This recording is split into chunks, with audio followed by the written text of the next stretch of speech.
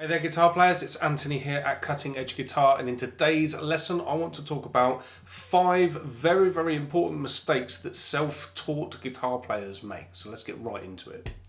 So the first thing that I see a lot with self-taught guitar players that will come to me for a lesson is that they don't learn their fretboard. Now what I mean by that is they will perhaps buy some books, they will go on to various internet tuition websites and all the rest of it and try to learn some absolute basic things, but what they do is they learn something like the minor pentatonic scale, and then once they've learned the minor pentatonic scale they kind of just stop there and they don't really learn anything more than that. Now for one thing, the minor pentatonic scale itself is a 5-note scale, and what that means is that from any of the 5 notes of that scale, so I'm doing A minor pentatonic, if I was to play those notes on one string like A, C, D, E and G, any one of those notes can be a position that you start that scale from. So you end up with 5 shapes of it that look like this. So there's shape 1, there's shape 2,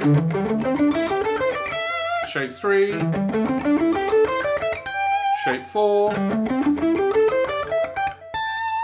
and shape 5. Now what that allows you to do is to be able to move freely up and down the fretboard by playing licks and almost like dropping data into these particular areas. So you chop the fretboard up into 5 areas and then you can insert licks, lines, vocabulary, etc.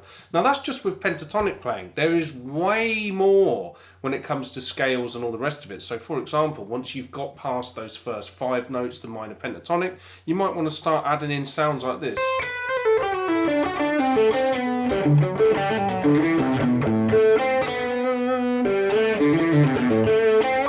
So what I've just done there is use something that's called the Dorian mode. Now basically with that I'm taking the 5 notes of the minor pentatonic and I'm bolting onto it some extra twiddly notes. Now again, a lot of self-taught guitar players, they completely overlook those kinds of elements, but the shame that there is with that, not even the problem, but the shame of that, is that they're missing out on so much harmony that they probably can hear on their favourite records, but they can't access it because they haven't learned where those things are on their fretboard.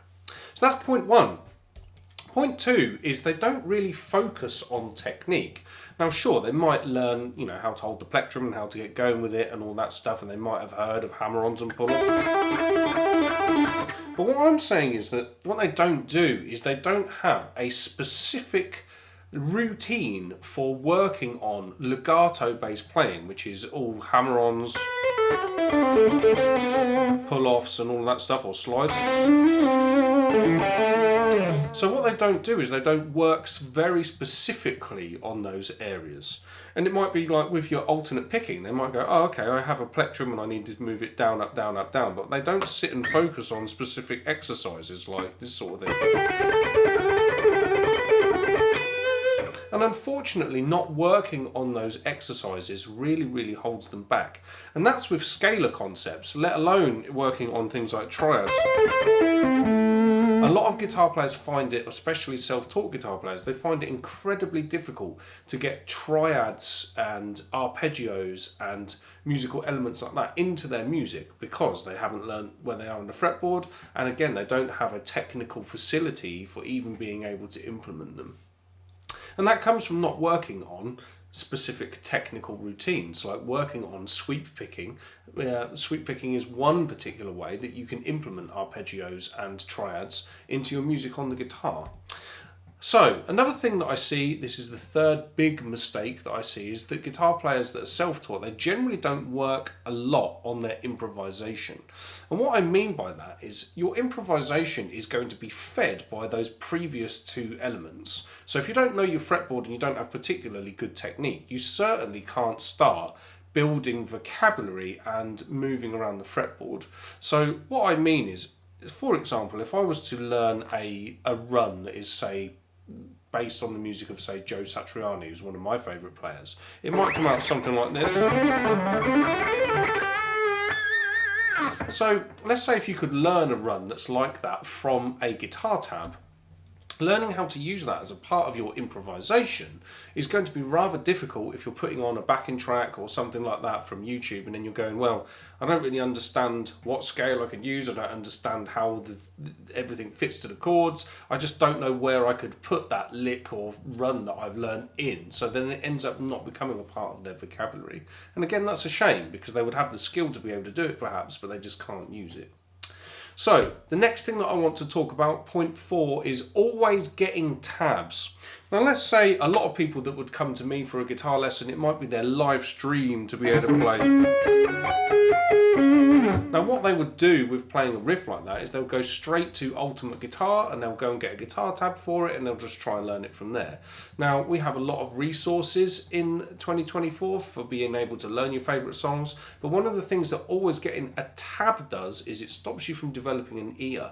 So for guitar players of my generation that had to learn all of this stuff 20 years ago, the internet was still in its infancy, and the tuition that people have access to wasn't available. So we might listen to something on a CD, because we had CDs back then, and you might go, I wonder how that riff goes, and you'd sit and try and work it out by ear. Well, that's how you develop a musical ear, so that you can listen to licks and riffs and what have you and go, oh, it goes like this. So always getting a tab can be quite detrimental to your playing. And the last point I want to make, point 5, is not using a metronome or a timekeeping device when playing. So, for example, let's say if you are trying to improve your lead guitar and you want to be able to play flash lead guitar licks like this. What a lot of self-taught guitar players are trying to do is they're trying to just get the tab for those soloing ideas or whatever and just trying to play them. What you really need to do is you need to look at where the exercise is, because anything that you're trying to learn to play can be turned into an exercise. Now, once you build an exercise out of what it is that you're trying to learn to play, you can play it slowly to a metronome or to a backing track piece of software, something like iReal Pro. I use that all the time. You can put a chord on, it'll have drums and everything, but you can control the speed. So if you set the speed at something that is manageable for you and then gradually keep knocking up the speed over time, you will learn to play your part very well, but build up the speed so that you can work on being able to play the music that you want to play. So yeah, don't overlook using things like metronome or timekeeping devices.